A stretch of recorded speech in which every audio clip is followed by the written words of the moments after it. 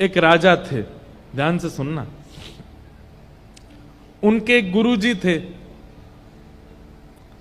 वो गुरुजी नित्य आते थे राजा को प्रणाम करने, और राजा की ही आज्ञा गुरुजी मानते थे।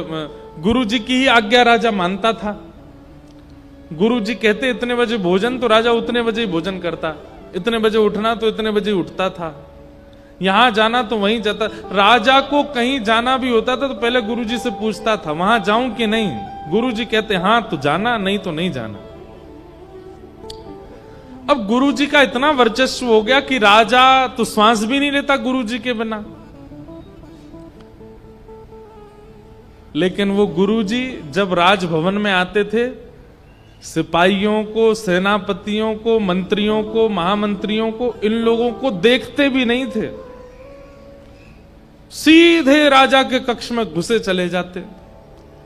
कभी कभी मंत्री महामंत्री सब प्रणाम करते, बोले गुरुदेव प्रणाम। गुरुजी कहते हैं तुम क्या प्रणाम करो, मेरा सीधा संपर्क राजा से, मंत्री महामंत्री सेनापतियों को मैं क्या, इन लोगों को क्यों इतनी घास दूं। एक दिन राजा के सब सैनिकों ने मिलकर के बातचीत करी। बोले भाई ये गुरुजी बहुत ज्यादा उड़ते नहीं आकाश में, ये सीधे राजा के पास जाते हैं। ठीक है राजा इनको गुरु मानता, पर ये हमारी दंडौत तक नहीं लेते, हमारी जय जय तक नहीं लेते। बोले इन गुरुजी को कुछ तो इनको बताना तो पड़ेगा कि भाई हम भी कोई लोग हैं, हम भी मानव हैं, ये सीधे राजा से संपर्क है तो हम कुछ है ही नहीं। तो सब सैनिकों ने, मंत्री महामंत्री, राजा को छोड़ करके पूरा राजभवन इकट्ठा हो गया। बोले क्या करें। तो सब लोगों ने योजना बनाई कि भाई गुरुजी को मिलने ही मत दो राजा से। दूसरे दिन गुरुजी आए, जैसे ही प्रवेश करने लगे द्वारपालों ने रोक दिया। गुरुजी बोले ए द्वार खोलो, हमको भीतर जाने दो। बोले राजा है नहीं अंदर। बोले राजा है नहीं, हमसे आज्ञा लिए बिना वो कहीं जाते ही नहीं, कहां चले गए। मंत्री महामंत्री सेनापति आदि सब आ गए। बोले अब तो गुरुजी ऐसी बात है कि जब तक आप हमसे बात नहीं करोगे, हमको प्रणाम नहीं करोगे, हम राजा से मिलने नहीं देंगे। गुरुजी हंसने लगे। बोले तुमको पता है इसका दंड क्या मिलेगा तुमको। अगर राजा के पास मैं पहुंच गया तुम सबको सूली पे चढ़वा दूंगा। मंत्री बोले पहुंचे तो चढ़वाओगे ना, हम पहुंचने ही नहीं देंगे। जाके दिखाओ अंदर कैसे जाओगे। अब गुरुजी जहां से प्रवेश करना चाहे, पूरी सेना अगेंस्ट थी उनकी, बस राजा एकमात्र उनका प्रेमी था। सैनिकों ने, मंत्रियों ने घुसने ही नहीं दिया अंदर उनको। गुरुजी बाहर बैठ गए। बोले मैं यहीं बैठ रहा हूं, कभी तो निकल के आएगा राजा, कब तक नहीं जाने दोगे अंदर। मंत्रियों ने कहा एक काम करो, उनके हाथ पैर बांधो, मुंह में पट्टी वट्टी बांध के इनको कहीं दूर फेंक आओ। राजा से कह देंगे गुरुजी पधार गए, इनसे मिलने ही नहीं देना। गुरुजी बोले तुम लोगों को पता है अगर मैंने राजा को एक बात भी बता दी तुम्हारा क्या होगा। बोले हम पता लगने ही नहीं देंगे राजा को। और सब सैनिकों ने उनके हाथ पैर बांध दिए और मुंह बांध दिया, दूर कहीं जंगल में उनको छोड़ के आ गए। राजा आज सुबह से बैठा था, जल भी नहीं पिया। बोले गुरुजी आगे बोलते हैं तब पीता हूं। मंत्री आदि आए, बोले भगवान, बोले आज हमारे गुरुजी नहीं आए। तो मंत्रियों ने कहा आए थे गुरुदेव, सुबह सुबह जल्दी जल्दी में आए और बोल के गए मेरी एक कथा है, मैं 7 दिन के लिए जा रहा हूं, राजा को बोल देना अपना खाना पानी सब जो भी करता है सब नियम रूप से करे, मैं 7 दिन बाद आके मिलूंगा। राजा बोला ये तो पहली बार हुआ, गुरुजी बिना मुझे से मिले कहीं जाते नहीं। ठीक है जल्दीबाजी में रहे होंगे। राजा ने पानी भी पी लिया, भोजन भी कर लिया, अपना नियम से रहने लगा। अब कोई निर्णय पर आए तो फिर रुक गए। बोले नहीं गुरुजी आएंगे तब होगा। तो मंत्री बोले नहीं गुरुजी ये भी कह के गए थे कि 7 दिन के अंदर कोई भी निर्णय लेना हो राजा अपने मन से ले सकते हैं, मेरी आज्ञा है, वो जो लेंगे वो उचित ही होगा। राजा बोले अच्छा गुरुजी ऐसा बोल गए। बोला हाँ। सब विश्वसनीय थे तो मान गए राजा बात। अब 7 दिन पूरे होने वाले थे। राजा का नियम था वो हफ्ते में एक दिन पालकी में या फिर घोड़े पर बैठकर के नगर भ्रमण के लिए जाता था। तो नगर भ्रमण अगले दिन होना था, तो मंत्री महामंत्री बोले भाई कहीं ऐसा नहीं हो कल राजा बाहर निकले और वो ब्राह्मण जिसको हम दूर फेंक के आ गए हैं वो कहीं बीच में आकर के राजा से कहीं मिल ना ले। सब लोग तैनात रहे ना। बोले ठीक है।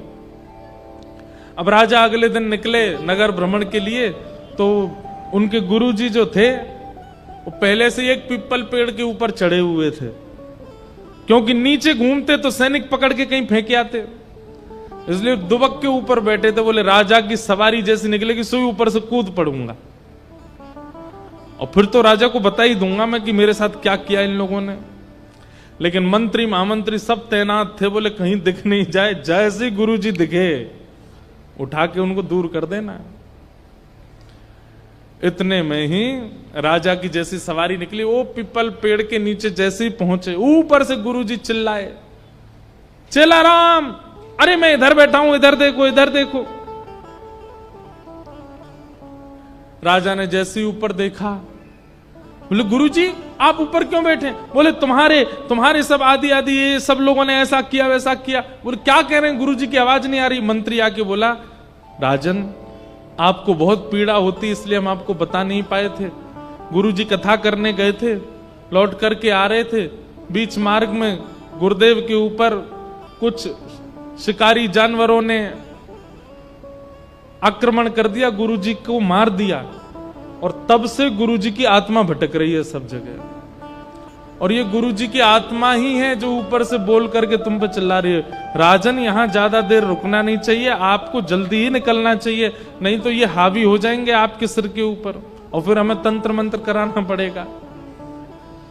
ऊपर से गुरुजी चिल्लाते जा रहे, राजा बोला जल्दी चलो, रथ भगाओ, आगे भगाओ। किसी ने ब्राह्मण को मिलने नहीं दिया। क्या समझ में आई बात? कि भाई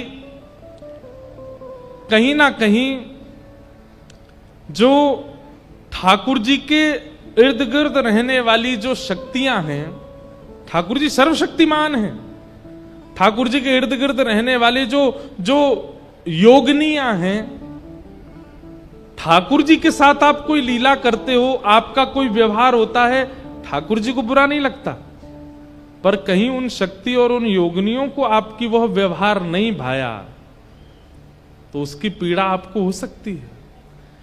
इसलिए ठाकुर जी ने यह नियम किया कि भाई ब्रजवासियों को एक बार तो पूजन वंदन करवा लूं मैं अपना। ये तो मुझे सखा मानते हैं, लाला मानते हैं, सब प्रकार की लीला कृपा करते हैं, लेकिन मुझे देव मान करके एक बार मेरी पूजा कर लें तो इनके जो भी दोष होंगे वो दोष नहीं है, प्रेम है।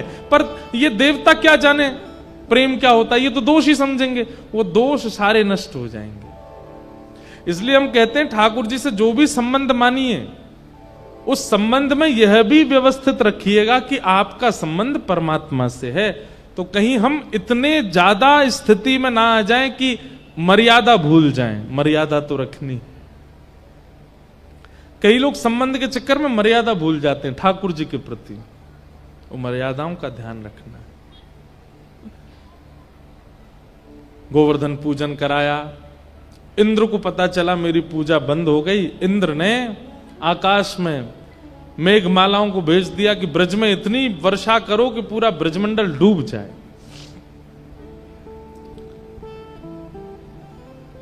गड़गड़ करके बादलों ने आक्रमण कर दिया। जैसे ही मूसलाधार बारिश प्रारंभ हुई, सब ब्रजवासी अपने अपने झोला लेकर के भागने लगे। हम तो पहले ही मना कर रहे, इंद्र नाराज है, जाएगो, देखो है क्यों नाराज। ठाकुर जी बोले जिनकी शरण में आए हो उन पर विश्वास करो, वो सब विधि रक्षा करेंगे। सब ब्रजवासियों ने श्री गिरिराज जी से प्रार्थना की, और जैसे ही प्रार्थना की, नेत्र बंद करके सबने दंडवत किया, हे श्री गिरिराज जी महाराज हमारी रक्षा करो।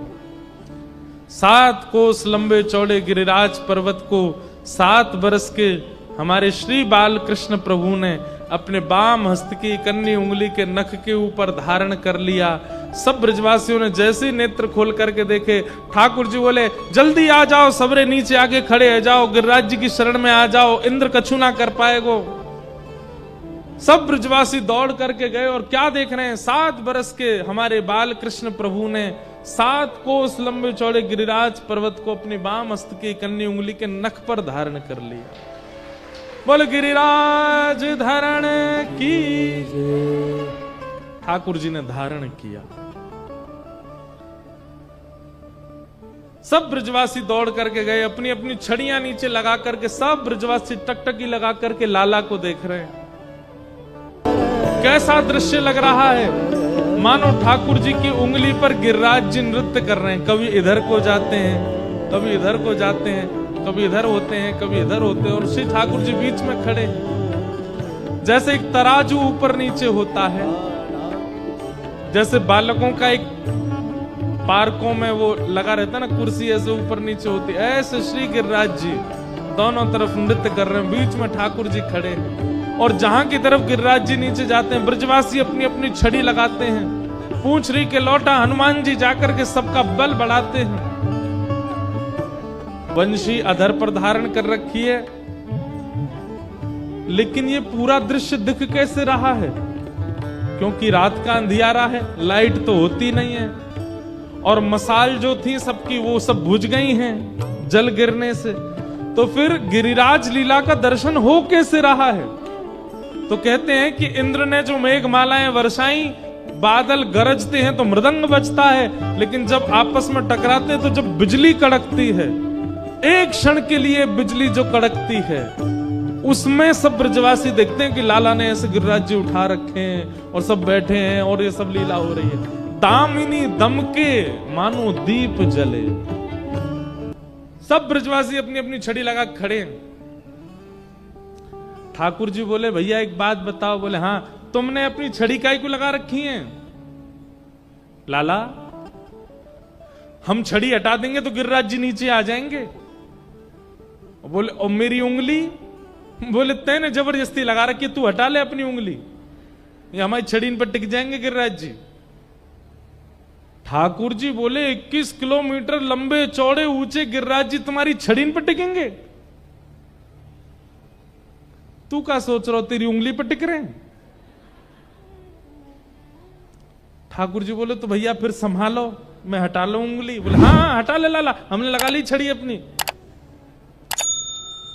ठाकुर जी ने जैसी उंगली ने एक नीचे करी, महाराज सबकी छड़ियां चट चट टूटने लगी, गड़गड़ करके गिरिराज जी नीचे आने लगे। अरे लाला संभाल संभाल संभाल। ठाकुर जी ने फिर से अपनी उंगली लगाई। अब दूर दूर तक सबकी छड़ियां टूट टाट के गिर गईं। अब सब ब्रजवासी आंख खुली, मुंह खुले, सांस रुक गई, सब देख रहे हैं लाला तेरी उंगली पर टिक रहे हैं जी गिरिराज जी। ठाकुर जी बोले हम बे लाला हमारे ऐसी मोटी मोटी बांस की छड़ी टूट गई और तेरी नेक सी उंगली पर गिरिराज जी कैसे धारण किए तेने? लाला तेरी उंगली में इतनी शक्ति कहां से आ गई? ठाकुर जी बोले हम जय जय हैं। कौन है? एक बार करो सबरे ऐसे, दूसरा हाथ रखो कमर पे, बोलो हम जय जय हैं। हाँ ठाकुर जी ऐसे ही बोले हम जय जय हैं। ब्रजवासी बोले लाला दोबारा बोलियो तू कौन है? ठाकुर जी शर्मा के बोले हम जय जय हैं। अच्छा ऐसा कौन सा काम कियो जय जय आपने जो आप जय जय हो? ठाकुर जी बोले काना कियो मैंने? 6 दिना की आयु में मैंने पूतना मारी, 3 महीना की आयु में मैंने सक्टासुर मारो, अघासुर, बकासुर, धेनुकासुर, केसी सबरे मारे मैंने, और कालिया नाग आ गयो जमुना जी में, बाकू भी मैंने ही जाके मारो। और आज तुम सबरे ब्रजवासीन पे इंद्र कोपायमान भयो, मैंने गिरिराज जी उठा लिए। बताओ हूं कि ना मैं जय जय? ठाकुर बोले बस बस बस बस बस बस बस कर लाला, मारी तेने पूतना।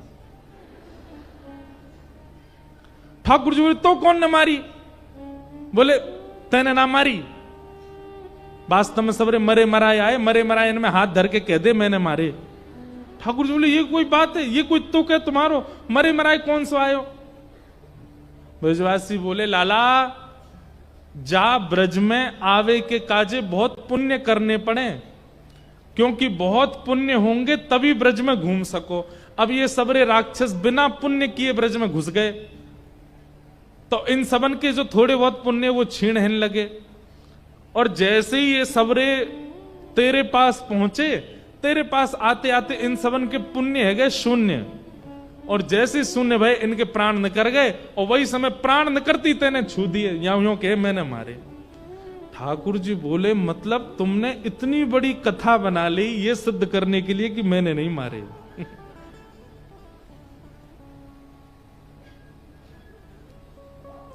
ठाकुर जी उंगली पे गिरिराज जी धारण करके प्रमाण दे रहे हैं, ये एकमात्र ब्रज में हो रहा है जहां ईश्वर प्रमाण दे रहा है कि मैं परमात्मा। क्यों? आज प्रेम की विजय हो गई, ईश्वरत्व हार गया, प्रेम जीत गया वृंदावन। ब्रजवासी बोले यशोदा मैया तेरो लाला पूरे दिना गैया चरावे बाहर, हमें तो लगे यानी जंगल में कोई बाबा मोड़ा देख लियो, बातें यानी तंत्र विद्या सीख ली है, और वही बाबा ने याकू कोई टोना टोटका सिखायो, यानी इतना बड़ो पर्वत उठा लियो। अब मैया या तो यूं कहे ये हमें ऊ सिखावे ताकि हम भी ऐसी पर्वत उठा लेकर। लाला तेरी उंगली में इतनी शक्ति कहां से आई बता। ठाकुर जी बोले मैं कहूंगा कि मैं भगवान तो मानोगे नहीं, टोना टोटका मैंने कछु कियो नहीं है, अब मैं कहां उत्तर दूं। तब ठाकुर जी प्रेम वश एक उत्तर देते हैं, कछु माखन को बल बढ़्यो, कछु गोपन करी सहाय, श्री राधे जू की कृपा सो मैंने गिरिवर लियो उठाए। अरे भैया नेक तो मुंह में बल आ गयो, तुम सबन के आते माखन चुरा चुरा के खायो मैंने, कछु माखन को बल बढ़्यो। आप सबन के माखन देखो, ठाकुर जी से एक गुण सीखिए, क्या? मान देना। क्या? मान देना। हम लोग पता है मान देना भूल चुके हैं, हमको केवल मान लेना आता है, देना नहीं आता। किसी व्यक्ति की योग्य प्रशंसा करना हम भूल चुके हैं। अगर हमें कोई बात अच्छी लगती है ना किसी की, तो हम लोग इतने क्रूर हो चुके हैं हृदय से कि हम उसके मुंह पर जाके प्रशंसा करते नहीं है। ठीक है, अच्छी लगी तो लगी, ठीक है, अब क्यों बोलना उससे जाके, छोड़ो। हमारा संगी साथी मित्र कोई अच्छा क्रिया करता है, हमको व्हाट्सएप पे पता चले कि उसने अच्छा किया, तो हम 2 लाइन उसको सराहना के लिख के भेजते नहीं है।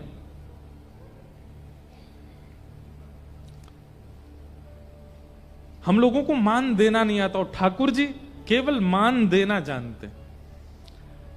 ठाकुर जी ने गिरिराज जी धारण कैसे किए इसका पूरा श्रेय ब्रजवासियों को दे दिया। ठाकुर जी कहते हैं भैया मैंने यही मारे तुम सबन के घर, मैं अकेलो अपने घर को माखन खातो, मुंह में इतना बल नहीं आतो, मैंने या गोपी के घर को भी खायो, वा के घर को भी खायो, वा के घर को भी खायो, तुम सब गोपी ने इतना श्रम करके मक्खन निकारो, वहां से मुंह में ताकत आई, मैंने गिरिराज जी उठा लिए। पहली बात। दूसरी बात, कछु गोपन करी सहाय, बोले नेक माखन के बलते तो मैंने गिरिराज जी उठाए, और फिर आप सब गोप ग्वालन ने मेरी सहायता करी। बोले हमने कहा क्यों लाला? बोले तुम सबरे टकटकी लगा के मेरी उंगली की तरफ देख रहे, और बिना पलक झपकाए जब मेरी उंगली की तरफ देख रहे, तो तुम सबन की शक्ति निकल के मेरी उंगली में आ गई और मैंने गिरिराज जी उठा लिए। ताली क्यों बजा रहे हो आप? एक बात सुनो, एक बात सपोज करो वहां ब्रजवासी नहीं होते, आप और मैं होते, और हमसे ठाकुर जी ये बोलते भैया तुम सबने टकटक लगा करके मेरे उंगली की तरफ देखी या हमारे मुंह में शक्ति आ गई, हम मानते इस बात को? हम कहे ठाकुर जी लॉजिकल बात करो थोड़ी, हैं? आंखों से देखने से कोई शक्ति चली जाती है। लेकिन ब्रजवासी इतने भोले हैं, इतने सीधे हैं। 2-4 ब्रजवासी बोले तभी तो हम कहें हम में कमजोरी क्यों आ गई है आजकल, हमारी सबरी शक्ति निकल के चली गई है लाला की उंगली में। ब्रजवासी बोले हम बे लाला कल चलते चलते हाँफ रो मैंने कि मैं तो कभी हाँफू ना, मोह तो कभी थकान होवे ना, अब तो चली, तू हमारी शक्ति चुरा ले गए। हाँ भैया तुम सबरे जितने ब्रजवासी खड़े हो सबकी शक्ति आ गई मेरी उंगली में। अरे लाला बनो रे राजी। हाँ भाई, ए भाई 56 भोग खोलो, प्रेम से पाओ। नंद बाबा बोले अरे लाला बेचारो खड़ो है उंगली पे धारण कर, तुम सब 56 भोग पाओगे? बाबा हम 56 भोग पाएंगे, हम में शक्ति अंदर जावेगी, फिर हम लाला को देख लेंगे, हमारी शक्ति फिर चली जाएगी लाला में। अब प्रेम में लॉजिक नहीं होता, और जहां लॉजिक हो वहां प्रेम नहीं होता। प्रेम में तो सरलता होती है, सहजता होती है, भोलापन होता है, सीधापन होता है। वो ब्रजवासी वैसे हैं। और भैया माखन के बलते ग्वालन के बल से अंतिम बल मुंह में कौन सा आयो? श्री राधे जू की कृपा सो मैंने गिरिवर लियो उठा। ये किशोरी जी की कृपा है, ये वृषभानु नंदिनी की कृपा है, उनकी कृपा से मैंने गिरिराज जी उठा लिए। क्यों? क्योंकि जिस शिला पर ठाकुर जी खड़े थे अपनी उंगली पर गिरिराज जी धारण करके, ठीक वही शिला पर पीछे किशोरी जी बैठी हैं और केवल भ्रगुटी टेढ़ी करके अपलक नेत्रन से गिरिराज जी को देख रही हैं। भैया रहस्य की बात तो यह है, लाला ने तो उंगली लगा रखी है, किशोरी जी ने तो केवल अपनी दृष्टि पे ही गिरिराज जी उठा रखे हैं। दोनों की कृपा सो गिरिराज जी धारण भये हैं आज। श्री राधे जू की कृपा सो मैंने गिरिवर लियो उठा। इसका विस्तार अगर मैं करूं ना तो बहुत लंबा समय जाएगा। ठाकुर जी की आह्लादनी शक्ति है। भगवान ने जितनी भी लीलाएं ब्रजमंडल में करी हैं, हर लीला में किशोरी जी पास ही प्रकट रूप से दिखी नहीं है,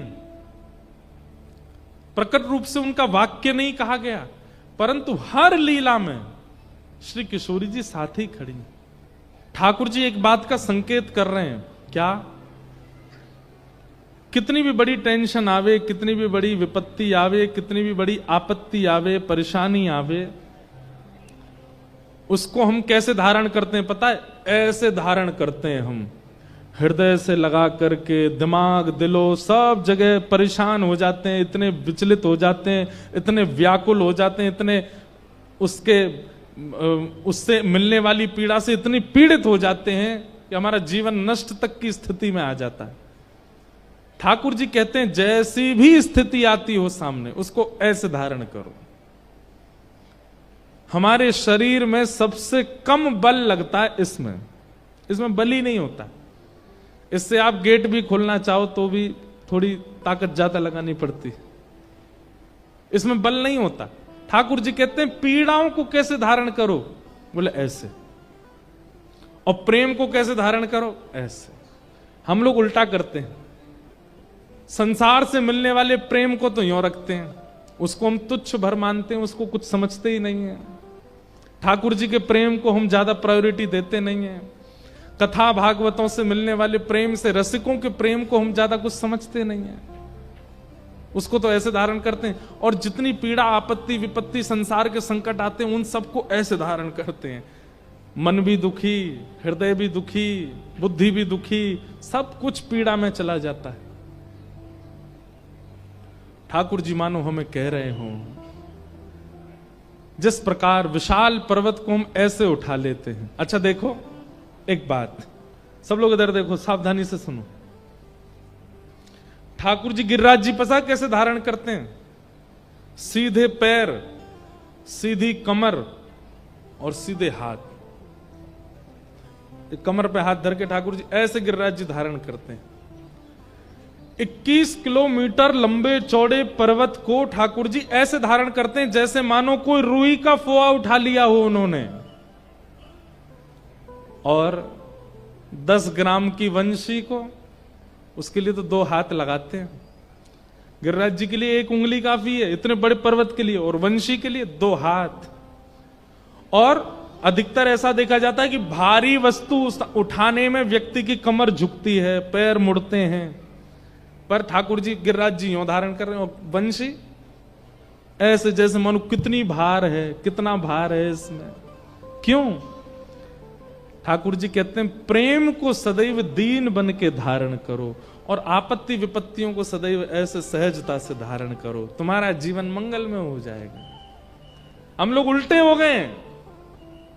ठाकुर जी जैसे प्रेम को धारण करते हैं ऐसे हम विपत्तियों को धारण करते हैं। टूट जाएंगे, बिखर जाएंगे, लुट जाएंगे, रोने लगेंगे, गिर पड़ेंगे, हमारा जीवन कैसा हो गया। और प्रेम को हम प्रायोरिटी नहीं दे। ठाकुर जी के लिए गिरिराज उठाना प्रायोरिटी नहीं है, इसलिए यूं ही उठा लियो। लेकिन वंशी प्रेम का प्रतीक है, इसलिए ठाकुर जी उसके लिए त्रिभंगी होते हैं, थोड़े अधर को झुकाते हैं, 2 उंगलियों का प्रयोग करते हैं, अधर पर लेटाते हैं, तब वंशी बजा। इस बात को गहराई से सोचिएगा जाके। भगवान ने गिरिराज जी धारण किए। देखो संकट सबके जीवन में आता है। मैं मंच पे बैठा हूं, मेरे जीवन में संकट नहीं आते ऐसी बात नहीं है।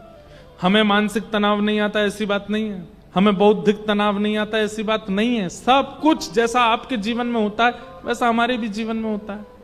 आपको भी रोग लगते हैं, हमें भी लगते हैं। आप कई लोगों को लगता है कि नहीं इनको कुछ नहीं होता है, ये मंच पे बैठे हैं ना, ये कथा कहते हैं इनको कोई पीड़ा नहीं होती। ऐसा नहीं है। लेकिन हां इतना कह सकते हैं कि कथा कहते कहते भागवत जी की शरण में रहते रहते पीड़ाओं से जूझना आ गया है, विपत्तियों से लड़ना आ गया है।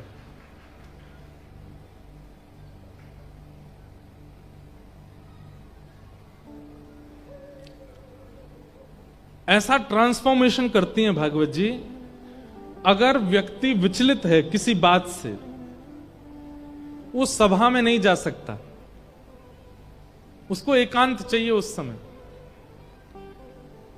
लेकिन भागवत जी कृपा से कई बार ऐसी कुछ चर्चाएं हो जाती हैं या ऐसा कुछ हो जाता है जिसके कारण सभा में देह आने लायक नहीं होता, लेकिन हम मंच पे आके कथा भी कर जाते हैं। और ये परिवर्तन कौन सिखा देता है, ये बल कौन देता है, ये योग्यता कौन देता है? भागवत जी देती है। ठाकुर जी की इन लीलाओं से समझ में आता है कि पीड़ाओं को, विपत्तियों को ऐसे धारण करो। कांस्टेंट रहने वाली नहीं है कोई भी पीड़ा किसी के भी जीवन में। उसकी एक अवधि है, वो नष्ट जरूर होगी। प्रतीक्षा करो धैर्यवंत होकर के।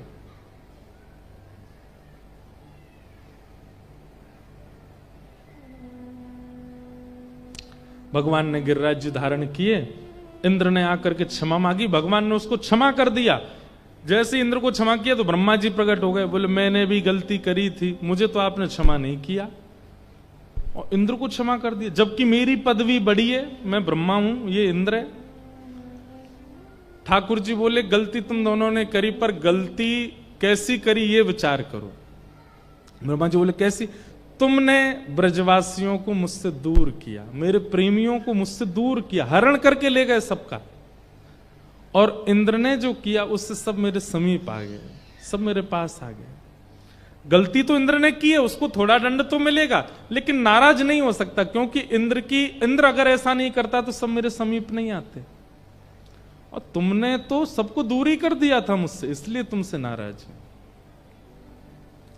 बंधुओं, आप जिस कारण से ठाकुर जी के समीप जाते हो, ठाकुर जी को वो कारण बहुत प्रिय है,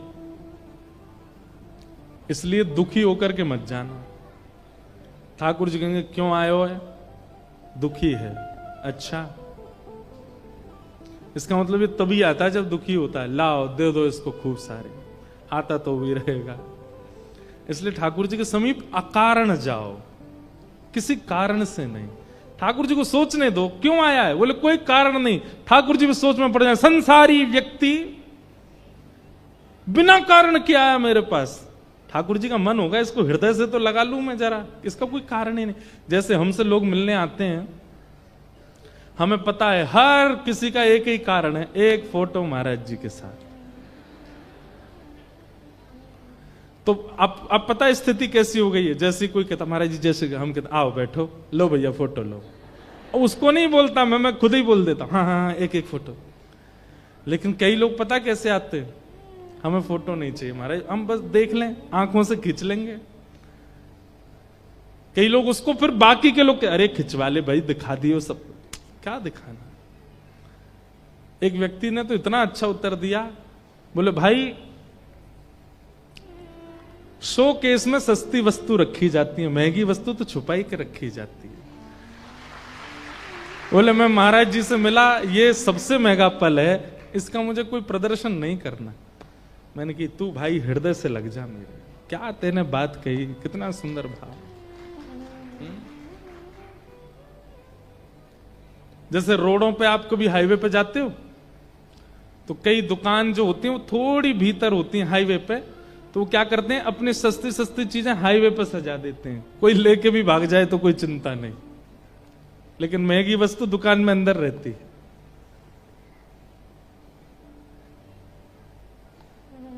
कारण आपका मिलने का, आपका आने का, आपके संपर्क में आने का कारण बहुत विशेष होता है। आप किस कारण से आ रहे हो वो बड़ी बात है। और कोई अगर अकारण ही है, किसी का कोई कारण नहीं है, वो सबसे प्रिय है ठाकुर जी को।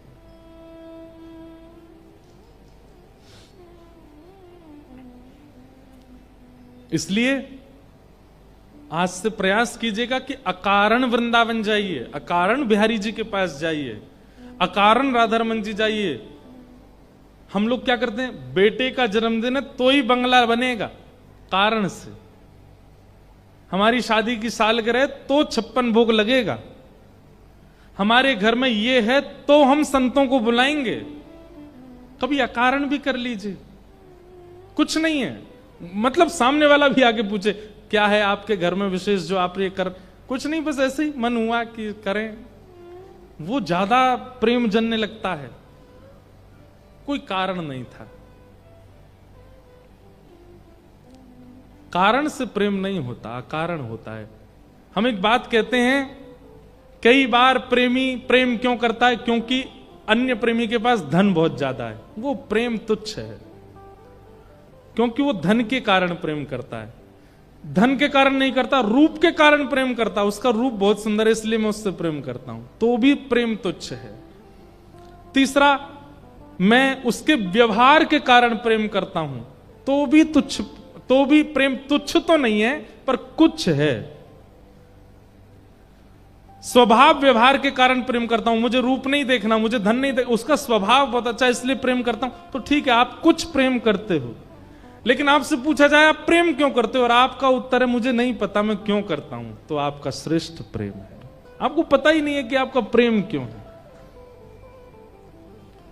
कई लोगों से कहो आप वृंदावन बिहारी लाल जी से इतना प्रेम क्यों करते हैं? हमारी नानी लेके आई थी हमको, तब से हो गया, कथा सुनी थी तब से हो गया, गुरु जी की कृपा से हो गया, इससे हो गया, उससे हो गया। सब उत्तर उचित हैं, पर कोई दे दे उत्तर क्यों है प्रेम, पता नहीं क्यों है नहीं पता। आज तक ये उत्तर ही नहीं मिला कि ये प्रेम है क्यों। वास्तविक प्रेम वही है जिसका उत्तर नहीं है, निरुत्तर, निराकरण।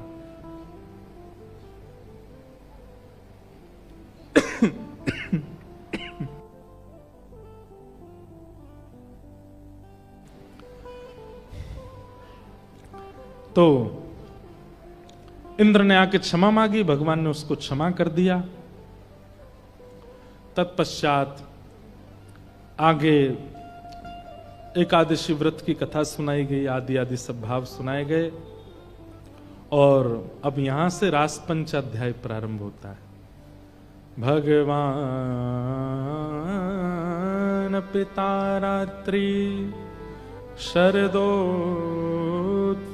मल्लिका विक्षरन्तुं मनश्चक्रे योग मायामुपाश्रित। रास, बहुत ध्यान से सुनिएगा सब लोग। महारास,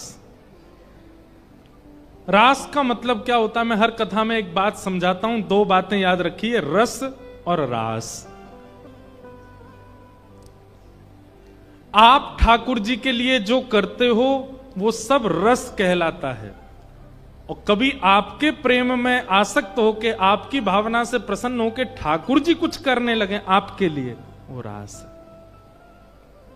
रास का मतलब नाचना नहीं होता, रास का मतलब नृत्य नहीं होता, रास का मतलब ये सब नृत्यबाजी से मत लगाइएगा इसको। हां, जब उत्साह अपनी चरम स्थिति में जाता है तो व्यक्ति नाचने लगता है। भैया, आप रोज बिहारी जी के दर्शन करने जाते हो, ये रस है, लेकिन किसी दिन आपके घर बिहारी जी आ जाएं, वो रास है। और किसी दिन बिहारी जी घर आ जाएंगे तो क्या करोगे? रोने लगोगे, विचलित हो जाओगे, आनंद में भरोगे, और फिर क्या करोगे? फिर नृत्य ही करोगे, नाचोगे ही। आनंद की, प्रेम की चरम स्थिति को नृत्य कहते हैं। इसलिए मैं कथाओं में कहा करता हूं कि भाई बगल वाला नाच रहा है, वो नाच रहा है कीर्तन में, पीछे वाला नाच रहा है तो मैं भी नाच लूं। ऐसे कभी मत नाचिएगा कीर्तनों में, भजनों में, कथा में। नृत्य कब करना है? जब रोक ना पाओ स्वयं को, पैर अपने आप खड़े हो जाएं, हाथ अपने आप चलने लग जाएं, और अपने आप तन मन नृत्य करने लग जाए, वो नृत्य वास्तविक है।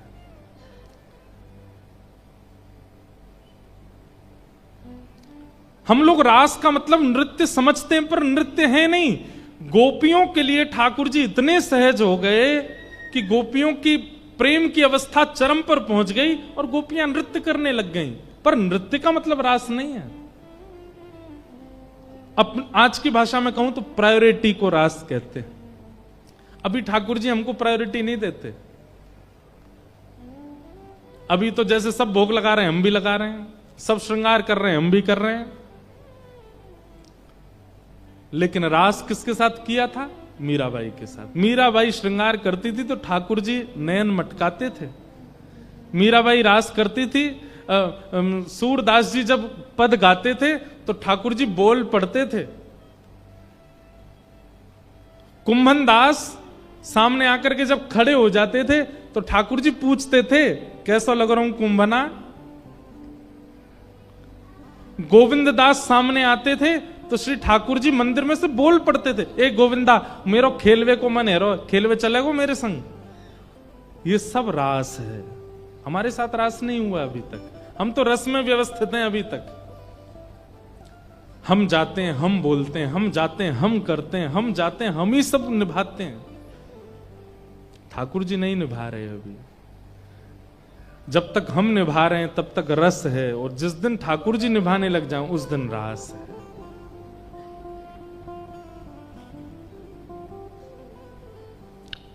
माधव दास नाम के एक भक्त हुए भगवान जगन्नाथ जी के।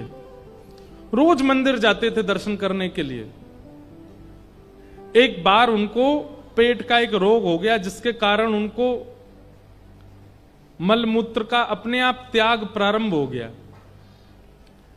जिसके कारण वो अपवित्र अवस्था में आ गए और उन्होंने सोचा कि अब मैं मंदिर कैसे जाऊं।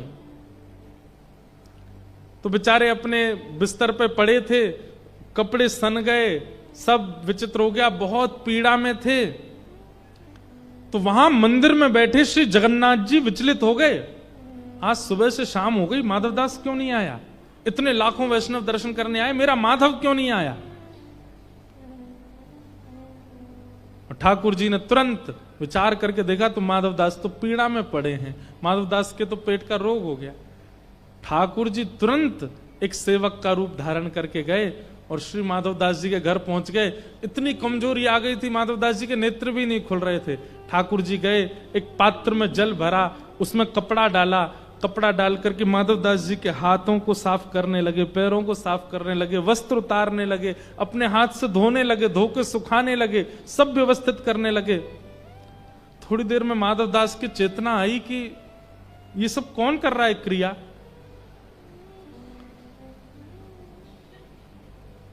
तभी माधवदास की दृष्टि पड़ी तो कोई बालक था, परंतु भक्त से ठाकुर जी छुप नहीं पाते, कितना भी रूप बदल के आ जाएं। माधवदास बोला, इधर आओ, तुम कौन हो, मेरी सेवा क्यों कर रहे हो, तुम कहां से आए हो। उसने कुछ भी उत्तर दिया, वहां से आया ये। तुरंत माधवदास जी ने हाथ पकड़ा, बोले तुम कोई और नहीं, तुम जगन्नाथ जी हो। और तुरंत जगन्नाथ जी प्रकट हो गए।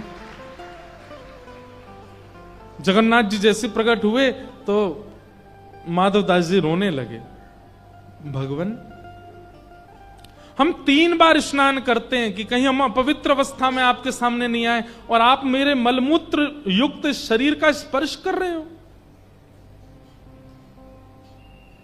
ठाकुर जी बोले, क्यों, आप लोग हमारी सेवा साल भर करते हो, तो हम आपकी सेवा एक दिन करने नहीं आ सकते।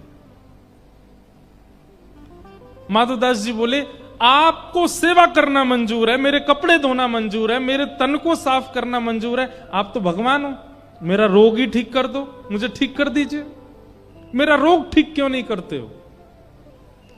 ठाकुर जी बोले, माधव ये तेरा प्रारब्ध है, ये तेरे पूर्व जन्म का छोटा सा कोई प्रारब्ध कर्म है जो तू भोग रहा है।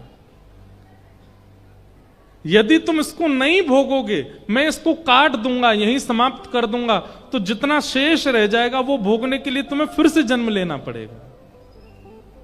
इसलिए अभी मिल रहा है, इसको भोग लो, इसको सह लो।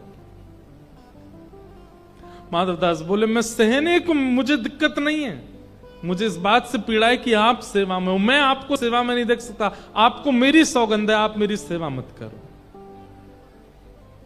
ठाकुर जी सौगंध के कारण तो रुक गए, अब कैसे स्पर्श करूं, सौगंध दे दी। लेकिन ठाकुर जी तो अंतर्यामी हैं। ठाकुर जी बोले, ठीक है माधव, मैं जा रहा हूं।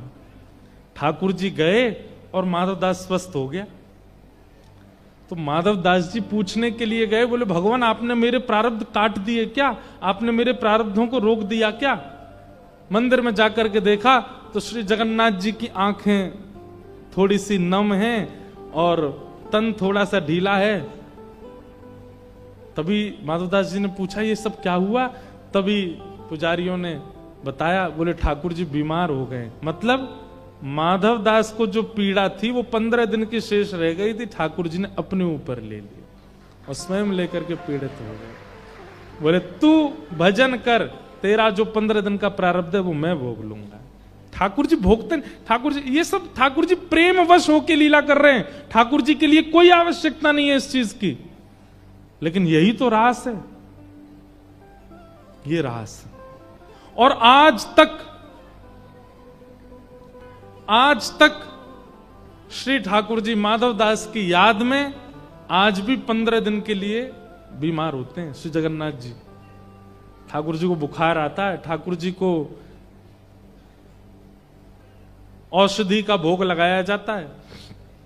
15 दिन जगन्नाथ जी में दर्शन नहीं होते ठाकुर जी के। ठाकुर जी कहां हैं, वो बीमार पड़े हैं, अभी बुखार आ गया लाल जी को। किसके लिए, माधवदास के लिए। इसे कहते हैं रास। अब अर्थ ये मत लगाने ना ठाकुर जी हमारी पीड़ा लेते हैं वो रास है, नहीं। हमें एक एक चीज सबटाइटल के साथ कोट करके बतानी पड़ती है, कहीं गलत अर्थ ना निकाल लो। रास का मतलब हमारे लिए ठाकुर जी सचल हो जाएं, हमारे लिए ठाकुर जी विचलित होकर मंदिर छोड़ के आ जाएं, ये रास है। कर्माबाई, सबने कथा सुनी।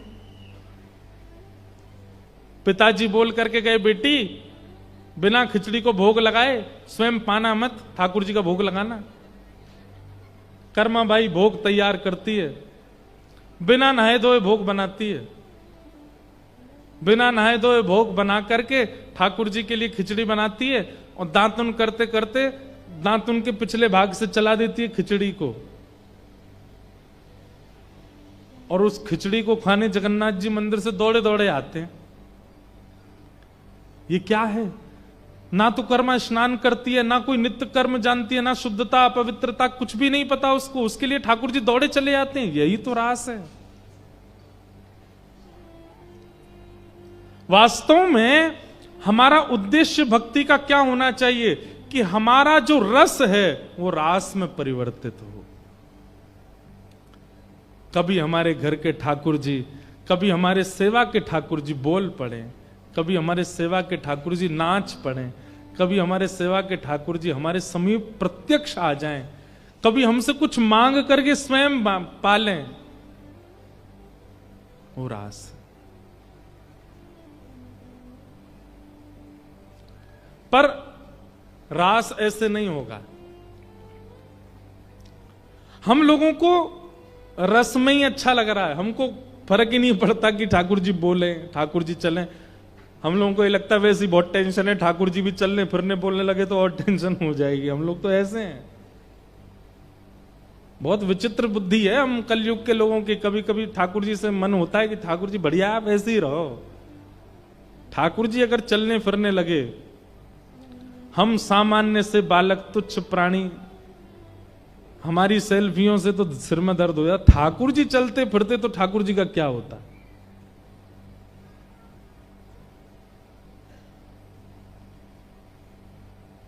ठाकुर जी कभी किसी को वचन देते थे हम तुम्हारे घर आ रहे, सबरी के यहां गए। ठाकुर जी कितने वैष्णवों के घर गए। पर कलयुग में अब अगर ठाकुर जी कह देते हम तुम्हारे घर आ रहे हैं, 25 तो कैमरा लगाते हैं हम, ठाकुर जी आ रहे हैं हमारे घर, लाइव टेलीकास्ट पूरा सुनाम, देखो भाई ठाकुर जी हमारे घर आए। अच्छा है ठाकुर जी ऐसे ही रहो, आप चलते फिरते नहीं हो, बहुत सौभाग्य है आपके। लेकिन कभी इच्छा रखो कि हमारा रस रास में परिवर्तित हो।